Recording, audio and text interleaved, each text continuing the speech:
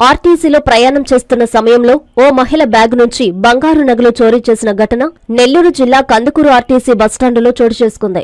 బాధితురాలు మానస తెలిపిన వివరాల మేరకు కందుకూరు ఆర్టీసీ బస్టాండు నుంచి కనిగిరికి వెళ్తున్న ఆర్టీసీ బస్సులో భోగంపాడుకు చెందిన మానస ఎక్కారు. బస్సు రద్దీగా ఉండడంతో తన దగ్గర ఉన్న బ్యాగులను సర్దుకునే సమయంలో బ్యాగ్ ఓపెన్ చేసి ఉండడాన్ని ఆమె గమనించింది. దీంతో బ్యాగును పరిశీలించగా అందులో ఉండవలసిన 3.5 సవర్ల బంగారు నగలు చోరీకి గురైనట్లు గుర్తించి పోలీసులకు సమాచారం అందించింది.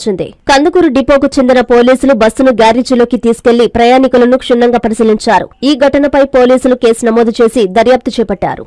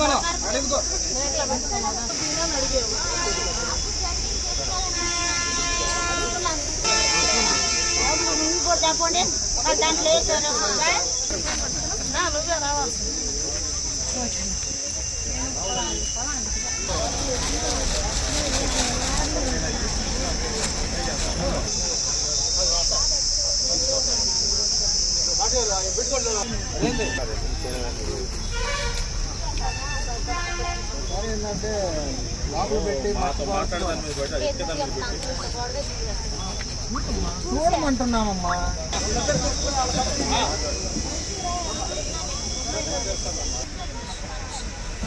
అమ్మాయి చూసినామంటే నాకు బాగా అనిపిస్తుంది.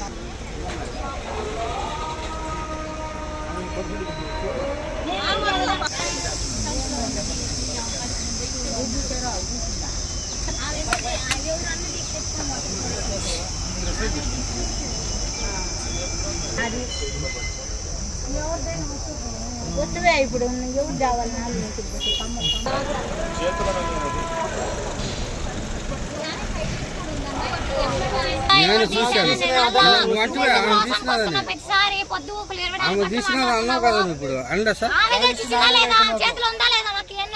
చేతిలో ఉంది కరెక్టే